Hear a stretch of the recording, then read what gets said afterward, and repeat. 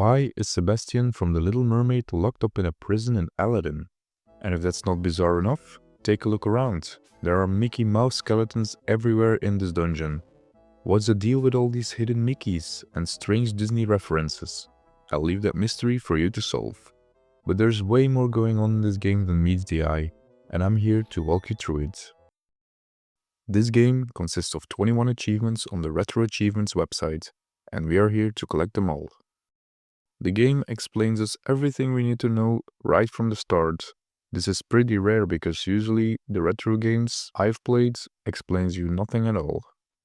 So here the game provides us with a small overlay and text so we can see what we can do and what we have to collect. So we see how we can achieve extra health by picking up blue hearts, getting extra lives by collecting a coin with Aladdin's face on it, and collecting gems to spend at the shop, and many more things. This game has a beautiful way of storytelling that refers a lot to the movie. Here we see Jafar in disguise telling Iago that they need a good thief with nothing to lose to enter the Cave of Wonders and steal the genie's lamp. That brings us to Aladdin, in the first level, Agrabah's Market. His moveset is pretty easy. He can jump, duck, slash his sword, and he has a range attack by throwing apples. I don't know why these retro games always pick apples as consumables. Here in the first level we got a variety of enemies. Some we have to hit twice, and others are skinny ones with a ranged attack. Along the way in the level we collect apples, but not only to use them as throwables, but also because we need them for an achievement. We also collect gems we can use later in a shop to buy extra stuff. There are also these tokens in the form of genie's heads, spread out along the level, but that's for later. Not to confuse with these vases, that also look like a genie, but if you pass them, we just get a simple continue. So if we die, we can just continue right from this point, at this vase. As I said before, we also collect apples in this game, not only for throwables, but also for an achievement. And here we are. For collecting 90 of them, we already get the Fruity Street Rat achievement, for collecting 90 apples. A little bit further in the level, we also collect a token with Abu's face on it, which gives us the Sunday Abu achievement. This will put us in a bonus level right after this one. We also meet our first shopkeeper here. I'm pretty sure you remember him from the movie, and in this game he sells us extra lives for 5 gems, or continues in the form of wishes for 10 gems. But we decide to save them up for some more for an upcoming achievement. After each level, it's time to spend our genie tokens in Jafar's slot machine. But unfortunately, we get the wrong slot right away and Jafar laughs in our face while we lose. But because we collected the Abu token, we can play the bonus level Abu in Agrabah, where we play as Abu, dodging pots and jumping over barrels while collecting more gems.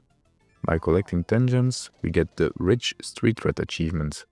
By completing this bonus level without getting hit, we also collect the Abu the Thief achievement. On to the next level now, the Desert, where we immediately get an achievement for it, also called the Desert. Here you have to find 1/2 of the scarab to get access to the Cave of Wonders. We got this neat secret in this level where we align Aladdin's head with the background's ears of Mickey Mouse, and we get an extra life for it. This was just something I had to try. I had no idea this was here. But these are the things that make this game a masterpiece. We keep going, slashing our way through some more enemies, and we stop at this familiar looking pillar. Do you see who it is? If we hide behind it and press the up button, we get teleported all the way up until we meet the secret shopkeeper in this level. This also gives us an achievement called the Black Market in Nowhere. We buy an extra continue and life with our gems, and we continue on the level. We finally find the first half of the scarab. We pass our way through a male and female toilet and eventually a genie's toilet. Okay, sure game, maybe a little inside joke. And we see Abu massacring this man over and over and over again. Chill, Abu, it's not that deep. We finish the level and it's time to hit the slot machines again because we collected some more genie tokens throughout the level. I really hope this game doesn't start my gambling addiction, but it seems like luck is on our side this time. We win the slots 4 times in a row, which gives us the Lucky Day achievement. We also get the 1 jump ahead achievement for reaching the Agrabah rooftops. Here, the goal of the level is to defeat another thief because he has the other half of the scarab we definitely need. The mechanic of this level is that if we collect a flute, we can play it in order to make a snake come out of a basket so we can climb and ride it to higher grounds. A little further in the level, we slide down this pole and see the spot where a little bit of smoke comes out. But if we throw an apple on it, a secret passageway opens. Entering it reveals a secret shop for this level, giving us the black market in downtown achievement. We try to buy some more lives, but it looks like the salesman is sold out on lives, which gives us the clue of 9 lives being the maximum we can get at once. We make our way all the way up where we meet this sad thief that holds the other half of the scarab. This is supposed to be a mini-boss, but it was really embarrassing how fast we defeated him just by rapidly spamming the attack button and stunlocking him. He drops the other half of the scarab, we go up with another snake, and we straight go into another quote-unquote boss fight. Here we dodge barrels, Mario vs Donkey Kong style, while we throw apples at the boss until he faints and gives up. We get blamed for stealing stuff, so the Sultan throws us in prison, giving us the Arabian Nights achievement. This is one of my least favorite levels of Aladdin because it has bats with unpredictable moves and a very small hitbox. It also has skeletons with bombs as heads, and if we don't kill them fast enough, they explode and their bones go everywhere, damaging us. But the cool thing is about this level that it has some cool Disney Easter eggs, like this for example. Sebastian the Crab from The Little Mermaid. Why the hell is he chained up in this prison? What did he do? Also, there are piles of skeletons laying around, and if you look closely, you can see that they are wearing Mickey Mouse ears. Are these lost Disneyland tourists who got chained up and died in here? I guess we'll never know. This level really puts our platforming skills to the test as well, dodging traps, enemies, and timing our jumps perfectly in order to not fall all the way down again. No achievements we can collect here, so we move on to the next level. We escape the prison and meet up with Jafar again, in disguise of course. We get the Cave of Wonders achievements for entering the Cave of Wonders. Jafar in disguise talks to us and tells us to give him the scarabs so he can open up the way to the Cave of Wonders for us. Here we have to make our way through the cave and destroy every statue we come across all the way throughout the level, so it eventually opens a door for us. We also collect the Apo token here to get the bonus stage after this level. We don't get an achievement for meeting with the secret salesman here, but we do buy 2 more continues. As we dwell further into the cave, we meet this golden monkey statue I remember from the movie. This is another mini-boss-like enemy where we just have to keep attacking him as he teleports back and forth from left to right. After that, we travel further and we see the almighty genie's lamp. We collect it and we end the level, going straight into our bonus level, Abu in the cave. A little bit like the first bonus level, we have to dodge the falling rocks and jump over the barrels without getting hit. In doing so, we collect the Abu the Kleptomaniac achievement. We also get the escape achievement for getting into the next level.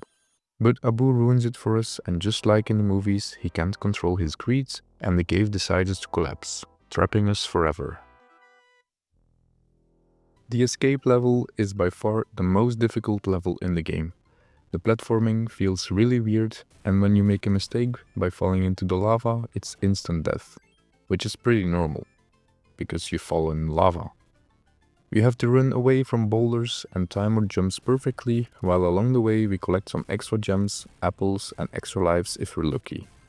But right as I thought we would die again by jumping into a giant lava pit, we get saved by the magic carpet, or flying carpet, whatever name you want to give it to it. We complete the level after going to Jafar's slot machine again, and we get an achievement for going to the next level, Rock Ride.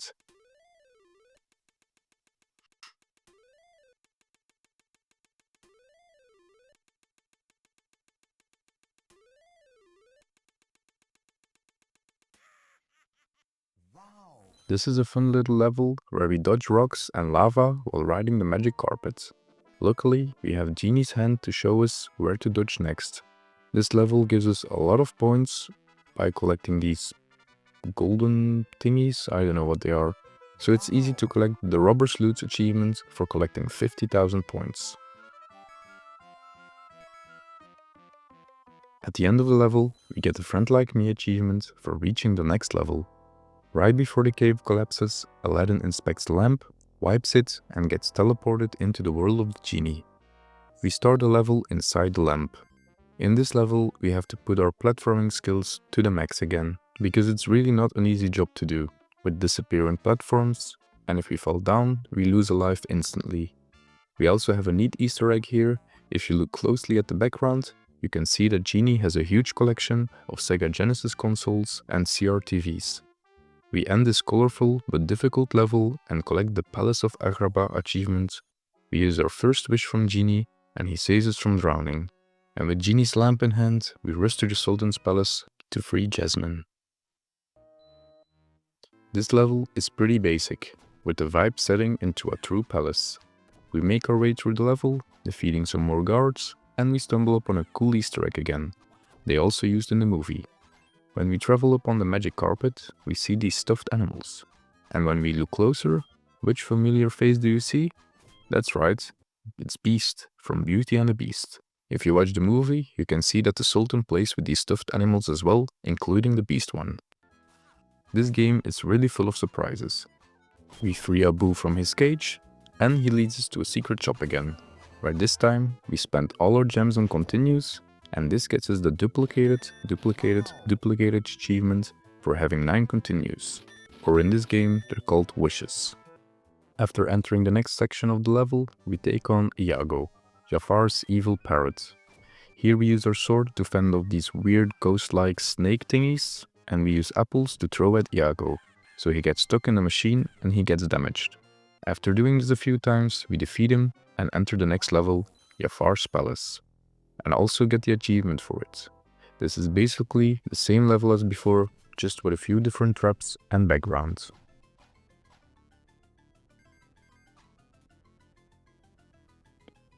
We venture through the level, dodging traps and defeating enemies, and stop by the shopkeeper one more time to buy some extra lives. You never know when you need them. We travel on the magic carpet to the boss area, where Jafar is waiting for us. It's a pretty easy boss fight. His attacks consist of using his staff to throw us around, not doing damage directly, but he pulls us towards him, and if we touch Jafar, that's the thing that damages us.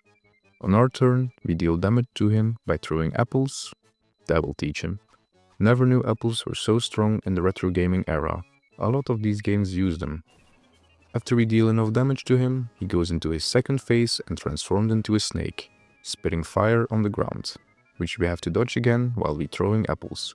Luckily, if we're out of apples, more spawn on this platform, so we don't have to hoard them from the previous levels.